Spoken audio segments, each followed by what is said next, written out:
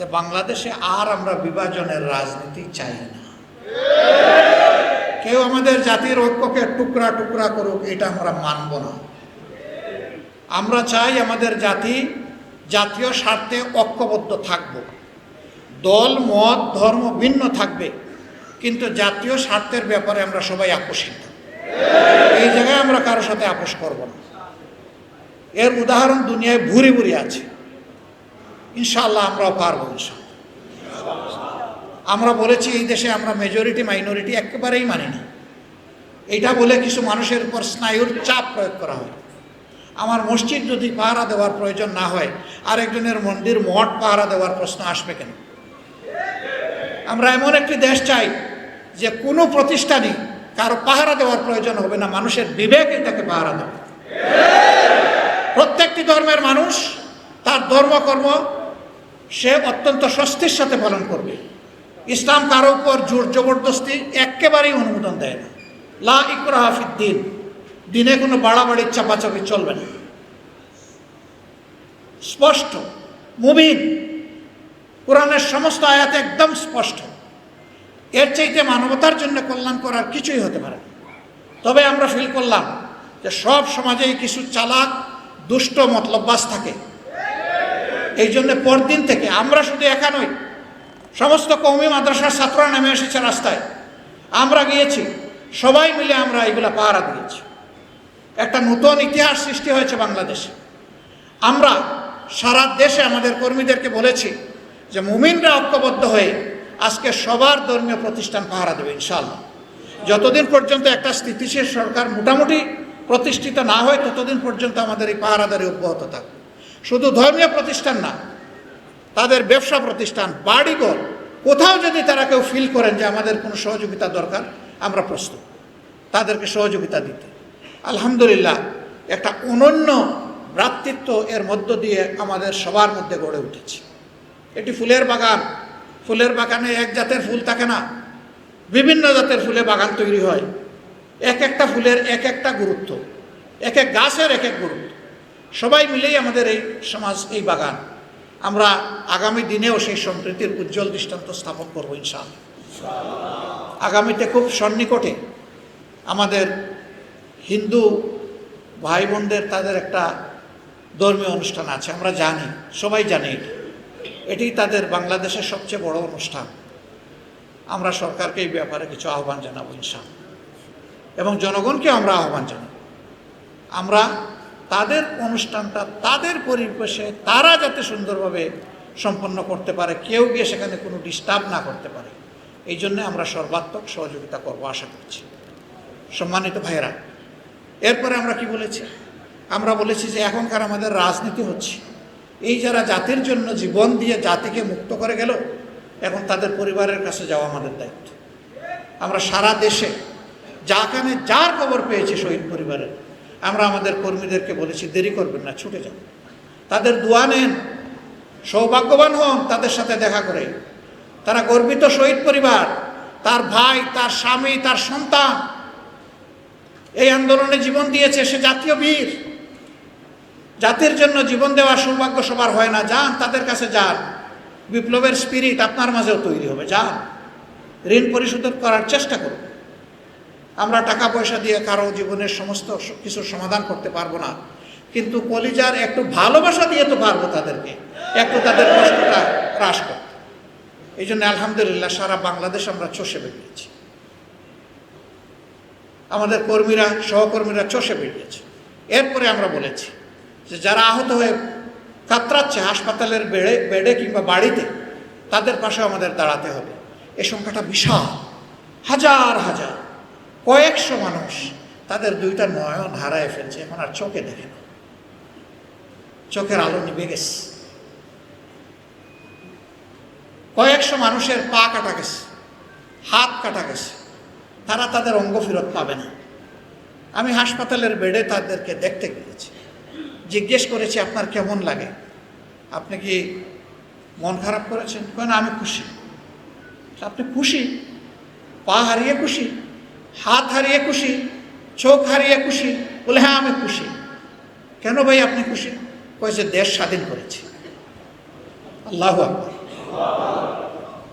কাউকে কাউকে একটু বললাম আগামীতে একটু সতর্ক হয়ে চলবেন, আন্দোলন সংগ্রাম হয়তো জাতির জীবনে আরও আসবে, তো আপনার তো একটা অঙ্গ দিয়েই ফেলেছেন, আপনি আগামীতে না আসলেও চলবে। কয় জি না, জাতির প্রয়োজনে একটা পা গেছে আরেকটা পা দরকার হয়ে দিয়ে দেব। যে জাতির সন্তানেরা এইরকম কমিটমেন্ট নেয়, এই জাতিকে কেউ দাবায় রাখতে পারবে না ইনশাআল্লাহ।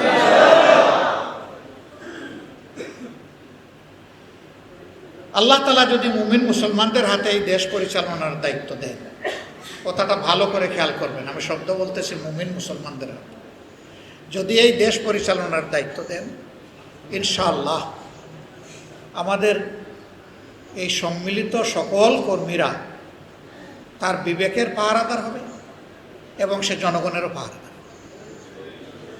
আমরা দেশকে আমাদের মালিকানা মনে করব না। আল্লাহ তাআলা যদি এইরকম কোনো সুযোগ দেন, আমরা নিজেদেরকে সেবক এবং খাদিম মনে করি। যদি সেই সেবাটা আল্লাহ কবুল করেন, নিজেদেরকে আমরা সৌভাগ্যবান মনে করি। আমরা আপনাদেরকে কথা দিচ্ছি, এখন দেখছেন না যে প্রথমবার এমপি হওয়ার পরে দ্বিতীয়বার যখন তার আর্থিক বিবরণী নির্বাচন কমিশনে জমা দিছে, দেখা যায় এক একজনের 700 গুণ 800 গুণ আয় বেড়ে গেছে। আলাউদ্দিনের প্রদীপ গড়ে গড়ে জ্বলে উঠেছে। আমার আশঙ্কা হয় মুমিনরা যদি এদেশের দায়িত্ব পালন করার সুযোগ পায়, ওদের 700 গুণ তো বাড়বেই না, ঋণের ভারে ওদের পিঠ নরম দুর্বল হয়ে যায় কিনা। কারণ তখন জনগণের খেদমত করতে গিয়ে সবসময় শুধু রাষ্ট্রের ভাণ্ডার থেকে খরচ করা যায় না, অনেক সময় নিজের পকেট থেকেও খরচ করতে, যেটা এখনও মুমিনরা করে। সম্প্রতি বছরগুলোতে আপনারা দেখেছেন, আলহামদুলিল্লাহ আলহামদুলিল্লাহ এই দেশে অনেক নামকরা বিশাল বড় বড় দল আছে, কিন্তু যখনই বন্যা করা দুর্যোগ দেখা দিয়েছে, উলামায়ে কেরাম ঝাঁপিয়ে পড়েছেন, ঝাঁকে ঝাঁকে। তারা বাংলাদেশের নতুন ইতিহাস সৃষ্টি করেছেন, তারা জাতির মধ্যে আশা জাগিয়ে তুলেছেন যে উলামায়ে কেরামই সত্যিকার অর্থে দেশের মানুষকে ভালোবাসে। সম্মানিত ভাইয়েরা, যাদের হাতে ইমানের নূর আছে, যাদের হাতে আল্লাহর কিতাব আছে, যাদের হাতে রাসূলুল্লাহ সাল্লাল্লাহু আলাইহি সাল্লামের সুন্নাহ আছে, তাদের এর চাইতে দুনিয়ার বড় কোনো সম্পদের প্রয়োজন নেই। এখন শুধু আল্লাহ তাআলা আমাদের সঙ্গী থাকলেই হয়ে যায়। আলহামদুলিল্লাহ, আমরা বিশ্বাস করি এই জাতির একমাত্র প্রকৃত বন্ধু এবং সঙ্গী হচ্ছেন আল্লাহ রাব্বুল আলামিন। আমরা আপনাদের সহযোগিতা চাই। আমরা চাই না আবার সমাজে চাঁদাবাজি হোক, আবার দখলদারি হোক, আবার লুটতরাজ হোক, আবার ঘুষের রমজমা বাণিজ্য গড়ে উঠুক, আবার 500, 700, 2000 গুণ আয় কারো কারো বেড়ে যাক, আবার ব্যাংক ডাকাতি হোক, আবার ব্যবসায়ীরা বঞ্চিত হোক, এগাটে ওগাটে দৌড়াদৌড়ি করুক, এটা আমরা চাই না। ব্যবসার প্রয়োজনে সৎ ব্যবসায়ীরা ব্যাংক থেকে সহযোগিতা পাবে, পুঁজি পাবে, অসৎ দুর্বৃত্তরা ব্যাংকের কাছেও যেতে পারবে না। তা অবশ্যই নিশ্চিত করবে যদি ইমানদারদের সরকার গঠিত হয় ইনশাআল্লাহ, কারণ তারা আল্লাহকে ভয় করবে। আল্লাহকে ভয় করার কারণেই জনগণের সম্পদের আমানতের পাহারাদারি করবে, চৌকিদারগিরি করবে, এটার মালিক সাজার চেষ্টা করবে না, ওদিকে কালো হাত পড়বে না তাদের। এখন তো ভাগাভাগি করে সব শেষ করে দিয়েছে, ব্যাংকগুলা ফুকলা, আর্থিক প্রতিষ্ঠান ধ্বংস, ব্যবসা বাণিজ্য এখন শূন্যের কোটায় চলে আসতেছে, মাঝখানে রিমিটেন্সও বন্ধ হয়ে গিয়েছিল। এই সব কিছু আলহামদুলিল্লাহ আমরা আশা করছি যে এখন একটা স্বাভাবিক অবস্থায় ফিরে আসবে। এই সরকারের ব্যাপারে আমাদের মেসেজ স্পষ্ট, আপনারা জনআকাঙ্ক্ষার অন্তর্বর্তীকালীন সরকার, আপনারা ক্যান্ডিডেট হয়ে ভোট চেয়ে ভোট পেয়ে এখানে বসেন নাই, বরঞ্চ আমরা জনগণই আপনাদেরকে এই দায়িত্ব দিয়েছি।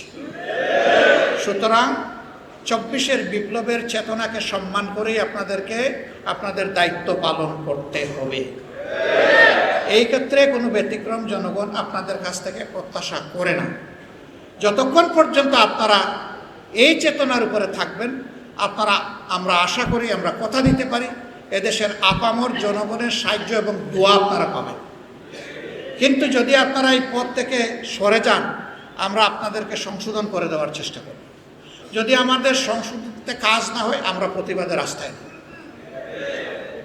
যাতে আপনারা সুন্দরভাবে দেশটা চালাইতে পারেন। দ্বিতীয় কথা হচ্ছে, আপনারা যেহেতু কোনো নির্বাচিত নিয়মিত সরকার নন, আপনাদের মূল কাজটা হচ্ছে গণতন্ত্রে উত্তরণ করে জাতিকে হ্যান্ডওভার দিয়ে যাওয়া, একটা সুষ্ঠু নির্বাচন করা। সুষ্ঠু নির্বাচনের জন্য কিছু অত্যাবশ্যকীয় সংস্কার করতে হবে। আমরা দেখলাম যে ওনারা কিছু কমিশন গঠন করেছেন, কিন্তু অংশীজনের সাথে কোনো ডায়ালগ হয়। আমাদের মধ্যে কেউ কেউ আমরা দাবি করেছিলাম নির্বাচনের একটা রোডম্যাপ প্রয়োজন। আমরা এই দাবির সাথে দ্বিমত পোষণ করি নাই, কিন্তু আমরা বলেছি তার আগে আরেকটা রোডম্যাপ দরকার। সেই রোডম্যাপটা হচ্ছে সংস্কারের রোড, যে কী কী বিষয়ে ওনারা সংস্কারে হাত দিবেন আর কতটুকু সময়ের ভিতরে এই কাজ করবেন। এইটা যদি সফল হয় তাহলে নির্বাচনী রোডম্যাপও সফল হবে। এটা যদি ব্যর্থ হয়, সরকার ব্যর্থ হবে, বিপ্লব ব্যর্থ হবে, দেশ ব্যর্থ হবে।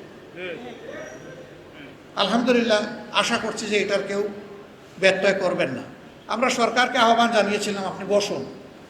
যেভাবে ঐক্যমত্যের ভিত্তিতে সরকারের উপর এ দায়িত্ব জনগণ দিয়েছে, আরেকবার জনগণের সাথে, জনগণের প্রতিনিধিদের সাথে, রাজনৈতিক দলের সাথে, সিভিল সোসাইটির সাথে আপনারা আবার ডায়ালগ করবেন। আমরা অভিনন্দন জানাই। আগামী শনিবার থেকে তারা আবার এই ডায়ালগ শুরু করতে যাচ্ছে। তারা যদি ডায়ালগ করেন, আশা করি ভালো কিছু বের হয়ে আসবে ইনশাআল্লাহ। মিলেমিশে যে কাজটা করা হয়, 10 জনের পরামর্শ নিয়ে যে কাজটা করা হয়, এই কাজে আল্লাহর বরকত থাকে। আপনারা সবাই দেশের জন্য দোয়া করবেন। আমরা শুধু আপনাদেরকে এতটুকু কথা দিতে পারি, আল্লাহ যদি আমাদেরকে কখনো দায়িত্ব দেন, আপনারা যদি ভালোবাসেন, আপনারা যদি এগিয়ে দেন, তাহলে আমরা চেষ্টা করব আপনাদের এই আমানতের মর্যাদা রক্ষা করার। আমরা চেষ্টা করব নিজেরা দুর্নীতি জিরো এবং সকলের জন্য দুর্নীতি জিরো করব না, কাউকে করতেও দিব না ইনশাআল্লাহ। তাহলেই একটা দুর্নীতিমুক্ত বাংলাদেশ হবে। তবে এটা মনে রাখতে হবে, ড্রেইনের ময়লা পানি দিয়ে 24 বার ধুইলেও কিন্তু উজু একবার হবে না। উজুর জন্য প্রয়োজন হবে পরিচ্ছন্ন পানি, পবিত্র পানি। এই জন্য কাকে দিয়ে দুর্নীতিমুক্ত সমাজ গঠন করতে হবে, আমি বিশ্বাস করি বাংলাদেশের মানুষ এটা বুঝে ফেলেছে। একটা দুর্নীতিমুক্ত, করাপশন ফ্রি সোসাইটি এই দেশের মানুষ চায়, আর আমরাও সেটাই চাচ্ছি। 2 নম্বর, আমরা চাই না যে আদালত কারো অর্ডারে চলুক।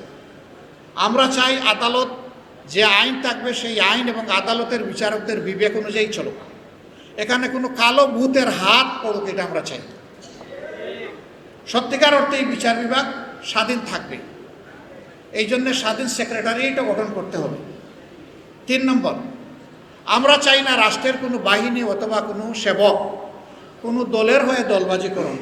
আমরা ক্ষমতায় গেলে কাউকেই সুযোগ দেব না আমাদের হয়ে তেলবাজি, দলবাজি করার কোনো সুযোগ দেব না। রাষ্ট্রের কর্মচারী হবেন রাষ্ট্রের সেবক, রাষ্ট্রের ট্যাক্সের পয়সায় তাদের সব কিছু চলে, আমারও অনেক কিছু চলে। এই জন্য আমার যেমন দায়বদ্ধতা আছে, রাষ্ট্রের বাহিনীগুলোর বিশেষভাবে সেই দায়বদ্ধতা আছে। এই জায়গা থেকে তাদেরকে সরিয়ে বিপজ্জনক অবস্থায় নিয়ে জাতির মুখোমুখি দাঁড় করিয়ে দেওয়া হয়েছে। জাতি একদিকে যুদ্ধে, তারা আরেকদিকে যুদ্ধে। এই যুদ্ধ করে অনেকগুলো জীবন গিয়েছে। আমরা আরেকবার চাই না যে এই ধরনের একটা অবস্থা বাংলাদেশের সৃষ্টি হবে। আমরা এটা হতে দেব। 4 নম্বর, আর্থিক সেক্টরে আমরা এইখানেও কোনো নেপোটিজম বা স্বজনপ্রীতি আমরা দেখতে চাই না, নিজেরাও করব না এবং কাউকে করতে দেব না। যদি রাজনীতিবিদরা সিদ্ধান্ত নেয় যে এই দেশটা সুন্দর হবে, আর কেউ অসুন্দর চলার সাহস করবে না। কিন্তু যখন সবাই দেখবে যে ইনিই তো দুর্নীতিবাজ, ইনিই তো কিছুই মানেন না, ইনি তো সকল ক্ষেত্রে দাপিয়ে বেড়াচ্ছেন, তখন রাষ্ট্রের সকল অঙ্গ এই জ্বরে আক্রান্ত হয়। আমরা এই জ্বর থেকে জাতিকে ইনশাআল্লাহ মুক্ত রাখার সকল শক্তি দিয়ে চেষ্টা করবো ইনশাআল্লাহ। আর এই সব কিছু সম্ভব এমন একটা আইনে, যে আইনের মধ্যে কোনো দুর্বলতা নাই। আলিফ লাম মিম যালিকাল কিতাবুল লা রাইবা ফীহি হুদাল লিল মুত্তাকিন। এই বিধানটা হচ্ছে কোরআন, এবং আল্লাহ তাআলা বলছেন যে আল্লাহ যাদেরকে তার অন্তর আল্লাহর ভয় দিয়ে পরিপূর্ণ করে দিয়েছেন, তাদের পক্ষেই এখান থেকে হেদায়েত পাওয়া, সঠিক রাস্তা পাওয়া সম্ভব। আমরা জাতিকে সঠিক রাস্তার উপরে দেখতে চাই, তুলতে চাই। আপনাদের সকলের সহযোগিতা চাই, দোয়া চাই। হ্যাঁ, আমরা ভুল করলে আপনারা অবশ্যই সমালোচনা করবেন, ধরিয়ে দেবেন, পরামর্শ দিবেন, সহযোগিতা করবেন। এর মধ্য দিয়েই ইনশাআল্লাহ এদেশের দেশপ্রেমিক ইমানদার জনতা ইনশাআল্লাহ একটা সুন্দর দেশ আশা করি উপহার দিতে পারবে।